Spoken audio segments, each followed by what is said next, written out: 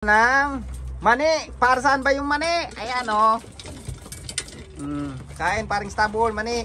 Ano ba yung benepisyo ng peanut or mani sa ating mga racing pigeon? Kailangan nila ng reserve pots sa long distance mga kalapatids. Kasi yun na yung mga tutunawin nila pag mga 8 to more than 8 hours fly na mga kalapatids. Yan. Kailangan na nila ng reserve pots.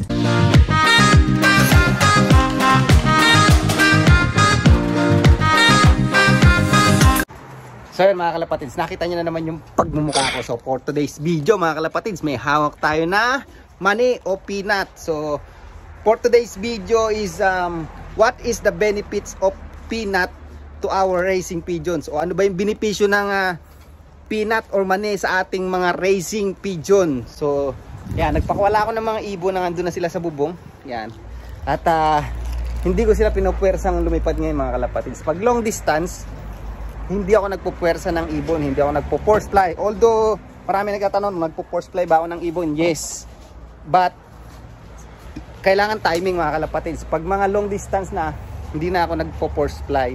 So yun, tawagin na natin sila at pakainin mga kalapatids. Alright? Ayan na mga kalapatids.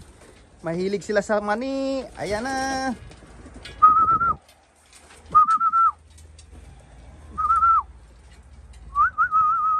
Na si paring stubborn, mukhang matindi ang kondisyon ni paring stubborn ngayon. Tayo nyo ha,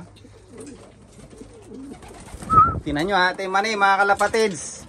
Ayan, tingnan nyo, sarap na sarap sila sa mani. Ayan, si Batang Quiapo mahilig sa mani. Para saan ba yung mani mga lodi? Ayan, oh ha,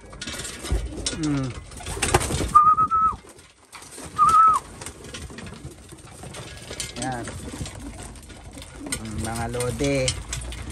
Ayan. Ayan ang mani. Para saan ba yung mani? Ayan o. Kain paring stabol, mani. Ayan, mani mga lodi. Ayan, yan ang isa sa ano natin ngayon. Pandagdag, ano na nila. Ano ba to? Pandagdag lakas. Nabubulol tayo. Pandagdag gasolina mga lodi. Mani. Yan, pandagdag gasolina. Ayan, pinapakain ko naman sila ng mga race mix ko ngayon mga kalapatids. So yung patuka ko pala ay sarili kong halo yan mga kalapatids. Yan, hindi ako bumibili ng patuka. That's my own mix. Last time I always buy ready to feed, you know, or yung naka-mix na. It's already mixed on the shop mga kalapatids, so binibili ko.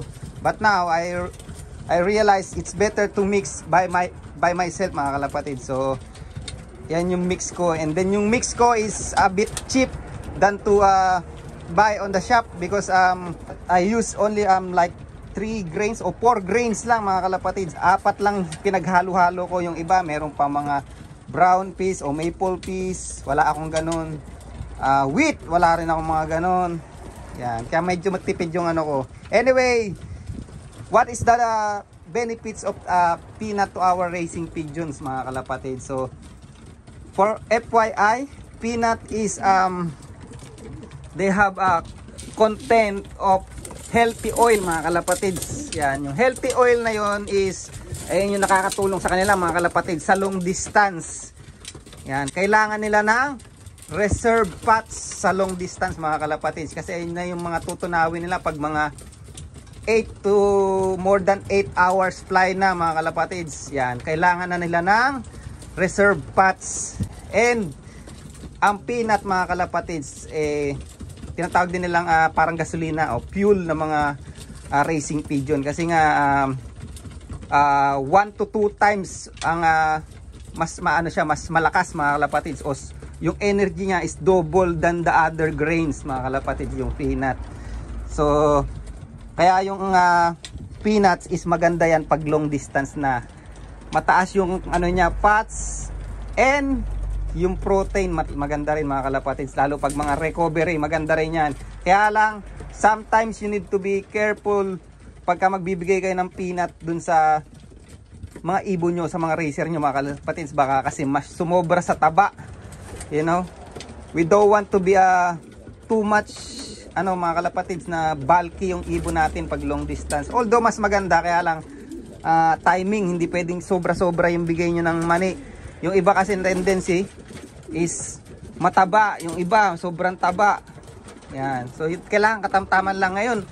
If you are watching my vlog, sabi ko nga nung mga nakaraang race, hindi ako gumagamit ng mani. But now, alam ko, na-obserbahan ko yung mga ibon ko na hindi enough na yung nila mga kalapatids, yung mix ko. Kailangan ko na magdagdag ng pots. Kaya ngayon nagdadagdag ako ng pots para mabalik, kasi kailangan na ng pots pag mga long distance na.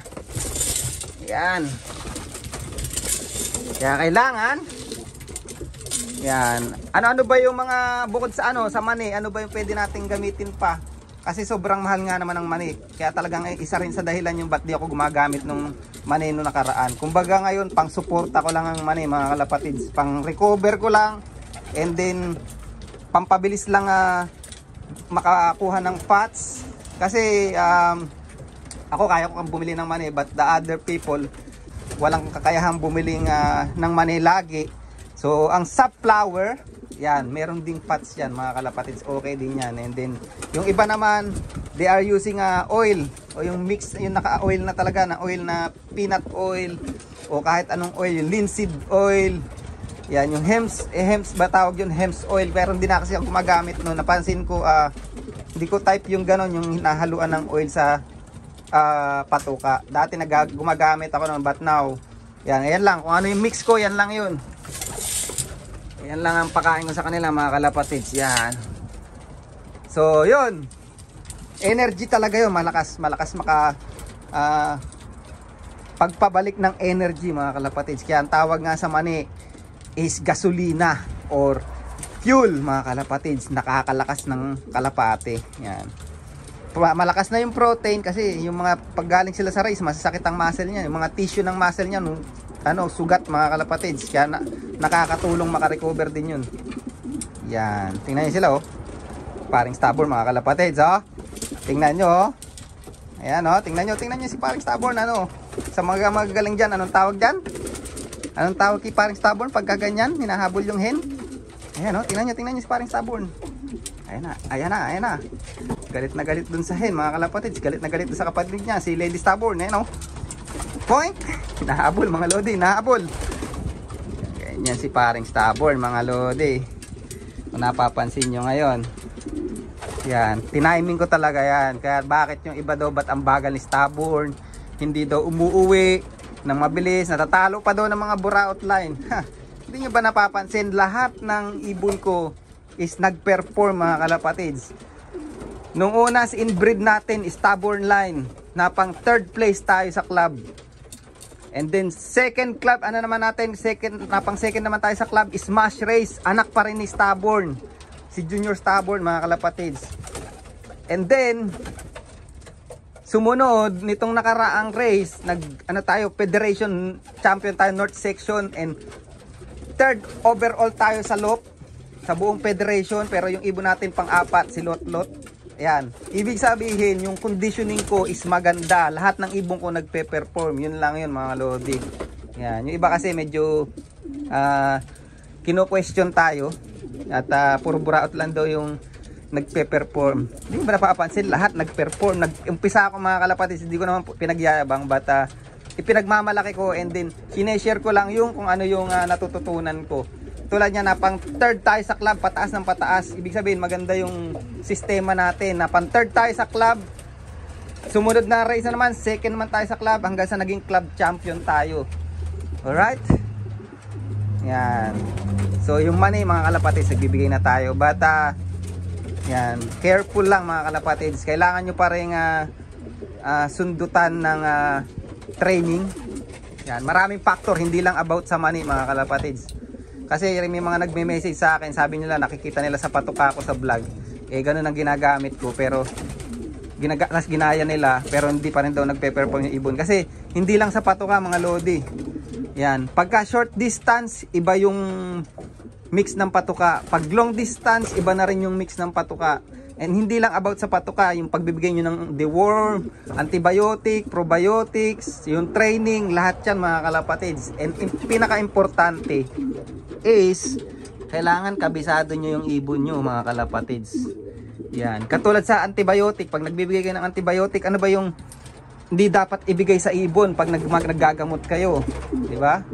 Dapat alam nyo yun. Ano ba yung binibigay sa ibon pag kaya rin mag-antibiotic? Diba? Tuwing kailan ba dapat binibigay yung antibiotic? Yan. Bakit ba binibigay yung antibiotic? Yan yung mga dapat nating alamin mga kalapatids. Yan. So, yun. Hopefully, nakadagdag. Alam ko namang karamihan sa inyo is alam na yung peanut is maganda. But ako pagka short distance, di ako gumagamit ng peanut. Ngayon na lang ako gumamit ng peanut kasi mga kalapatids, masyado nang mahikli yung panahon para makakuha sila ng pots, makarecover. Kaya lang ako nagdagdag ng peanut, yun. Yan. Pang ano natin, pang suporta lang. Kasi hindi nga ako nagbibigay ng mga oil, mga ganon. So, yung peanut ay yung mas gusto kong ano, kasi natural talaga. Yan, grain talaga. Hindi siya katulad ng yung mantika na ginagamit. Hindi ako masyadong gumagamit na ngayon noon. Napansin ko mas okay yung lipad ng ibon ko. So, yun. Marami nagme-message din pala sa akin na magpaturo, magpa-condition. Conditioning, ganyan. Kung ano yung sistema ko. Bakit gumaganda daw yung race result natin. And, yun. Next time, i-share na natin kung paano tayo nagko-conditioning. Yung iba naman nakikita nyo sa vlog, but although totoo, yung iba hindi ko pinapakita talaga sa vlog kasi syempre race pa din yan, may mga bagay pa rin tayong kailangang isikreto, but not totally secret, you know. Kailangan mo rin kasi minsan ng konting privacy. Yan. Alright, so next time mapapakita natin, share na natin yan. Yan. Kasi minsan nakakahiyang mag-share, nababash tayo, sabihin minsan lang daw tayo nanalo, pero ngayon napapatunayan na natin na marami na, may natututunan din tayo at yun ang gusto kong i-share sa inyo. Yan. So last year, nag-yearling champion tayo kay Stubborn, 796 km. And then this season, ang ganda ng palipad natin kay Inbreed.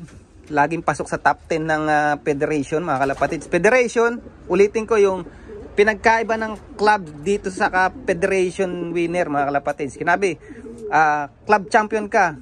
Ibig sabihin, club champion ka lang. Pero pag sinabing federation, panalo ka sa buong combine, mga kalapatids. Kasi tinatawag itong federation. Sa Auckland, katulad dito sa lugar namin, Auckland, New Zealand, merong 5 club. Pag sinabing federation champion ka, ibig sabihin yung race na yon is sama-sama yung club na yun na nag-race, nag-combine. So, ibig sabihin, overall, federation champion ka. Katulad na nangyari sa atin, meron kinatawag kaming North Section and South Section. Ibig sabihin, Federation champion tayo ng North Section and meron din South Section and then may overall. Pero pag club champion ka lang, ibig sabihin sa club ka lang nanalo. Yan. But pag Federation, the whole Federation, ay ibig sabihin malakas yun kasi nagsama-sama yung lahat ng club na yun para maglaban-laban. Alright. So dito ko na lang muna yayarin yung vlog natin. At masyado na tayong maraming nasabi. And see you next vlog. Bye.